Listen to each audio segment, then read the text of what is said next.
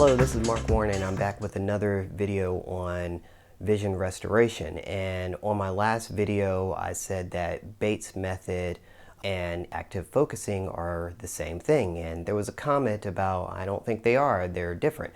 I've read a lot of stuff from Bates, from his old publications and his original publication, his old journal notes and original publication. I've read a lot of it, and I've read about active focusing, and I came to the conclusion, because there were similarities between the two about things, and realized that, okay, active focusing and Bates method swinging, they're the exact same thing, Swinging is one of the main things that they push for restoring your vision, and people have trouble getting swinging. They're like, it doesn't work. And then you have people who have trouble getting active focusing. So I'm going to tell you exactly how both of them are working and how you can get it fast. So starting off with active focusing, they say one of the things you should do when you're starting with it is get some text, and you get to it where you can see it sharp, and then you move back till it's at the edge of blur, and then you blink, and then you move back and forth, and you keep doing this blinking thing back and forth until you just get it. But they don't tell you exactly what you should be looking for and how to just get it. You just have to discover it on your own over time. So what's happening when you're doing that back and forth movement, you're subconsciously starting to be aware of movement in your peripheral. And that's why some people can get it right away and others are so tunnel visioned that they can't get it. So they're stuck. They're stuck only trying to see the letter sharply, but they're not paying attention to what's going on out here. And that's why some people can get it right away, and then there's others who struggle to get it at all. So an easier way to get active focusing is you take your letter or whatever it is you're going to look at. I don't recommend holding it. Put it on something stationary, prop it up. Put an object off to the side. Even if you have to look at something this close to see it sharp, put something here. And it can be on both sides of you. You could put, a little figurine, it could be your finger or whatever, but put something here and then start doing the back and forth. And what you're going to do is you're going to start seeing the finger go like this. And from this angle, it'll look like it's moving in and out at an angle. When you start moving back and forth, it looks like it's just going into the page and then out. That makes you more aware of movement in your peripheral. You don't have to look at it directly, you just have to know it's there. Keep doing that. And the way I say to do this drill is do it for 2 to 3 minutes. Just back and forth. Try not to blink. Just 2 to 3 minutes back and forth, noticing this object off in your side view. And after 2 to 3 minutes, stop. Close your eyes for 5 to 10 seconds. Just relax, breathe, open them, and then do the drill again. And you're going to just repeat this a few times. As you're doing this, 2 to 3 minutes, close your eyes, relax, open.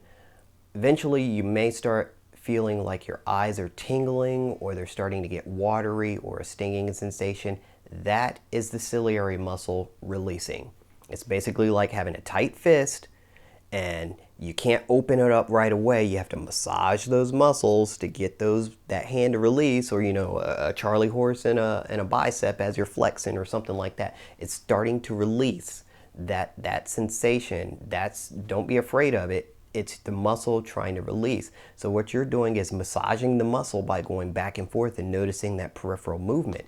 So active focus, when you're doing this, it's the movement that you're starting to be aware of, but the movement is front and back. So let's switch over to Bates method, the swinging. So you may have seen some Bates method videos where they talk about the swinging stuff, and they say, oh, you see this guy, he's doing all this.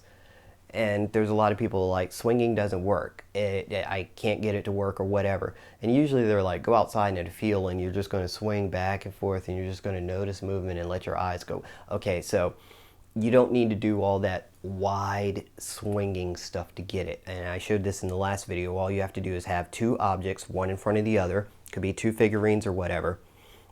Look at your whatever in the background. I'm just using my fingers here, and as I'm looking at the finger in the back, I'm aware of the one that's in the front. So when I turn my head, the finger in the front moves this way. When I turn my head in the other direction, the finger in the front moves that way. I'm still looking at this one. I haven't taken my eyes off of this one. Then I'm going to switch. I'm looking at the one in the front. When I turn my head this way, the finger in the back moves this way. When I turn my head that way, the finger in the back moves that way, still looking at the front.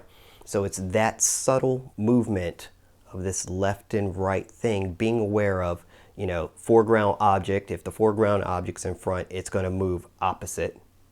If you're looking at the background object, the foreground object, if you're looking at the one in the front, the background object's going to move in the same direction. So it's that subtle movement. This is the same thing as swinging, only I'm doing it short. I'm not doing this big, wide movement. You can start off with objects up close. Move to something medium distance. Right now in this room, the camera's 5 feet away from me. I have a curio that's about 5 feet behind that. And as I'm looking at the camera and moving my head around, I see the motion of the curio doing this in the background. I'm noticing the movement. Even though the camera is the thing I'm looking at, I'm noticing the movement of the curio behind it, and that's what keeps your vision sharp. It relaxes the ciliary muscle because it's seeing movement, and then next thing you know, you start to feel those releases in your eyes. So the surprising thing is, do this without your glasses on. Try it without your glasses on. And again, once you start feeling that stinging sensation, you will be surprised how much you can see the first time you see crystal clear without your glasses, because you're starting to notice movement. You're going to be like, oh, okay, I'm a believer. And it may only last for a few seconds here and there, but that's part of the journey. The more you start noticing movement as you turn your head around and things like that, then the faster your vision is going to start correcting itself. One carryover I did like from Bates' method was, again, you're noticing this motion and the swinging thing. I used to, when I looked at stuff, I would move my eyes and barely move my neck at all. Now I move my eyes and head together, even when I'm reading. When I'm reading like this. I'm not moving just my eyes, because it's less pressure and less strain on your extraocular muscles. If I'm doing like this all day long, I'm starting to get eye strain already just by doing that. But you'll get eye strain just by moving your eyes. So move your eyes and head together. And it's hard to do at first. It's like, what? I'm not used to moving my eyes. All of this is starting to get good vision habits. The act of focusing, the swinging, all of that is just building good vision habits. So you can practice moving your eyes and head together by following your eyes and turning your head at the same time. Now, and the better you get at it, you'll start noticing movement of things behind you when you're looking at that forefinger. You can put up a pencil, pen, whatever. But that helps, like I said. So now when you start doing those small movements, same thing, but I'm moving everything together. Sure, they move up and down a little bit, but I'm not physically moving my eyeballs this way. I'm letting my head guide my eyeballs around. So that's a thing that I did carry over from Bates that does make it a whole lot easier to relax and see things. So the other comment was, these are wacky exercises. Okay, so I believe, and it's not really clearly spelled out anywhere, that these were not meant to be exercises. Bates' method, the swinging, was not meant to be an exercise that you have to do so many times a day or whatever. Swinging was meant to be built into your vision habit. So, and again, it's not that big motion of doing this, but when I look from object to object, I'm looking at the camera now, but as I move over to like the microphone that I have over here, I see that curio slightly shift, and then I see the rest of the wall in the background slightly shift over this way before I get to the camera where I stop. It's that noticing the movement as I'm turning my head from one thing to the other. So now I'm looking at the microphone, there's a guitar in the background, and that's moving around as I move my head. And when I shift back, everything in the background starts to move this way first before, because the microphone that I have over there it's stationary, and the stuff in the background starts to shift and move back over. That is swinging. in practical life, and it should be a habit that you should be seeing all the time. So when you're stationary, yes, moving your head will create movement of objects behind you, things that are behind you. You have to be aware and see that. When you're walking, you don't have to worry about seeing that movement, because the movement of you is causing movement of other objects against each other. So I'm just talking about mostly the stationary right now. So these aren't wacky exercises, at least they shouldn't be. I will say palming, I'm going to talk a little bit about that. Bates' method talked about palming, closing your eyes. I don't think all that's necessary. I haven't palmed in over 9 months, and I know I've got my vision stuff working like a champ now. It's not necessarily necessary. I think the biggest thing is to do your 2 to 3 minute drills. Close your eyes for a few seconds just to give them a little bit of rest and relaxation. Open, and then do again. 5 to 10 seconds. That's all you need. 5-10 seconds. Relax a little bit. Breathe. Open your eyes, and then continue on doing the same habit. Like I said, I'm going to have to stop calling them drills. It's getting you into the habit of seeing that way.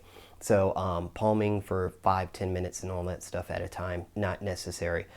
There's some other things, and I'm going to go over more of this in other videos about what I think is really effective and what I think is, you don't really need to do it. Palming is one of those things I don't think you need to do.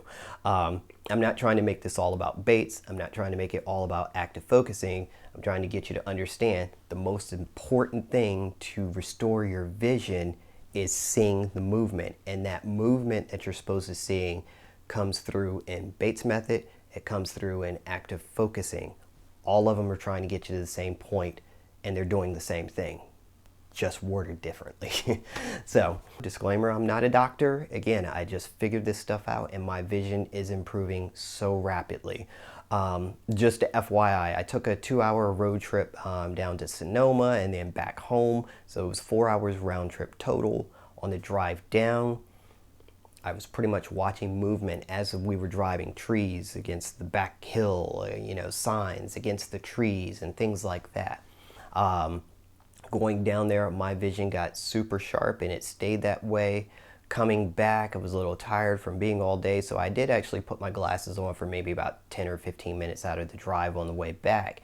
And one of the things that I noticed, my negative 1.5 glasses now feel too strong. I felt instant pressure in my eyes, like these things were overcorrected. In fact, everything was super sharp. I had no more double visioning with these glasses on, so I know I'm on the right path.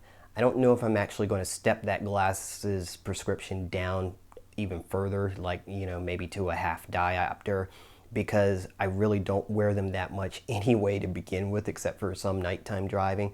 But that just goes to show just the little bit of time that I've had these lenses. I think it's since maybe around about the middle of June or something like that is when I got those negative 1.5s. But I'm at the point now where I don't think I'm going to probably buy another pair of glasses, because I see what's happening. Again, my eyes, they're almost at the point where they're starting to do this naturally all the time and seeing sharp and clear. Even right now in this room, even after a long day, I'm seeing everything in the room pretty clear. Slight double vision, but other than that, it's fine. So hope you've enjoyed this video. I'll have more videos coming at you soon. Check out the website as my journal. It's not a daily journal, but it does show you my updates and progress. So be sure to check that out, myopiaismental.com. If you have questions, drop them down below. I'm not going to help you with anything major medical eye issues that you might be having.